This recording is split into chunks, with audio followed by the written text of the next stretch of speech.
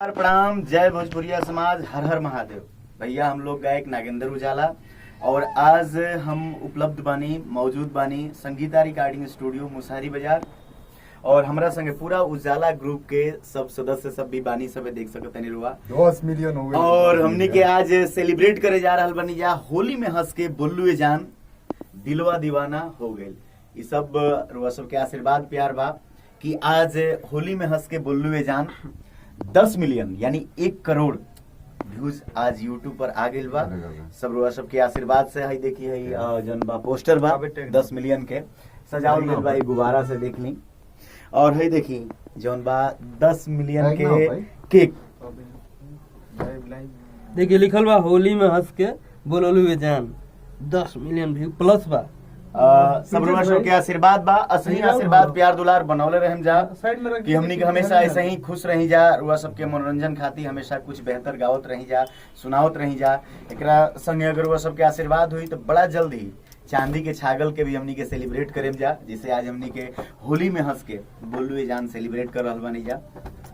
और ये गाना चारों तरफ बाजता था। ये पहले बताए कि इतना ज्यादा व्यू 10 मिलियन में बहुत ही कम समय में, तो रुआ का महसूस करता नहीं?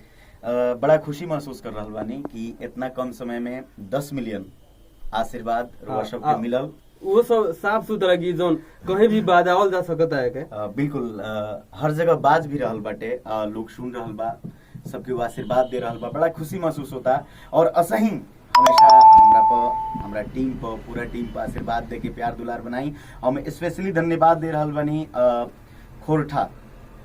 खोरठा वीडियो सीरीज के, न्यू खोरठा वीडियो सीरीज राज भाई के, जहाँ के माध्यम से वीडियो बनल, खुशी जी के जहाँ के बहुत बढ़िया में काम कैले बानी, सत्येंद्र जी जे संगीतकार बानी और स्पेशली कवि जी जे गीत लिखल, जे हमारा हृदय के सबसे करीब रहे वाला बानी, हृदय में रहे वाला बानी, करीब का कहीं हृदय में शुरू से ही अंकिया फर फर फरकता लिखनी।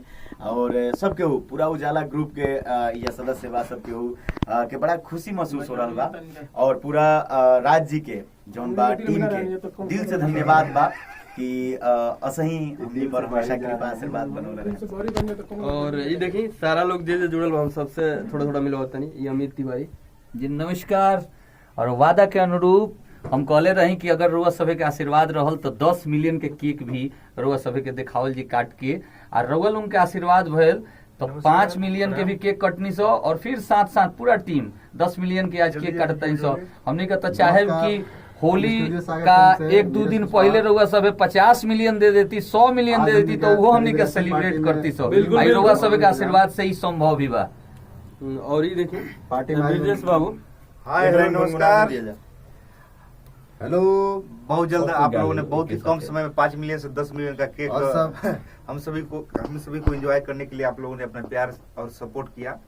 आज हम लोग 10 मिलियन का पार्टी कर रहे हैं, पार्टी हो रही है, बहुत मजा आ रहा है। और ये देखिए नीरज सर, नमस्कार। आज बहुत खुशी के बात हमने के मेहनत आज 10 मिलियन पहुंचल बा और यही तरह प्यार आशीर्वाद दी उजाला टीम के कि और भी बेहतर से बेहतर